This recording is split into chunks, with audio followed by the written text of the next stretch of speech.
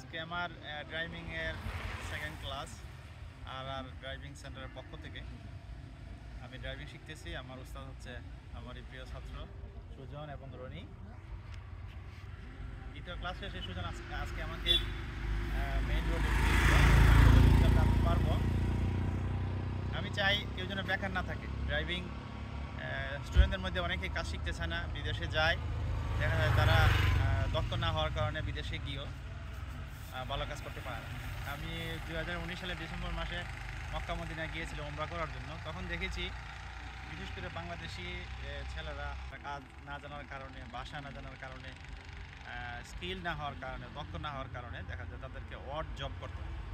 এই কারণে আমি চাই আমাদের ছেলেরা বিদেশ যাচ্ছে, ইউরোপ আমেরিকা যাচ্ছে, স্টুডেন্ট ভিসা এখন তো প্রচুর ছেলে মেয়ে বিদেশে যাচ্ছে। তারা যদি স্কিল হয়ে যায়, কাজ শিখে যায়, যে কোনো কাজ শিখাতে আমি মনে করি লজ্জা করা উচিত না। সেই হিসাবে আমি নিজেও ড্রাইভিং শিখতেছি।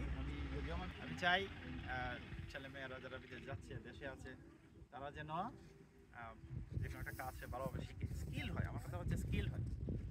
তবে আমার কাছে মনে হচ্ছে ড্রাইভিং শিখতে গিয়ে একটা জিনিস আমার কাছে মনে হচ্ছে, যারা মোটরসাইকেল নিয়মিত ড্রাইভ করে, নিয়মিত চালায়, তাদের জন্য কার ড্রাইভিং শেখাটা তুলনামূলক সহজ। এই কারণে আমি সাজেস্ট করবো যারা ড্রাইভিং শিখতে চায় তারা যেন মোটরসাইকেলে একটু টুকটাক নড়াচড়া করে, তাইলে ড্রাইভিং 2-3 ক্লাসে কয়েকদিনে সেই তাড়াতাড়ি ড্রাইভিং শিখতে পারবে।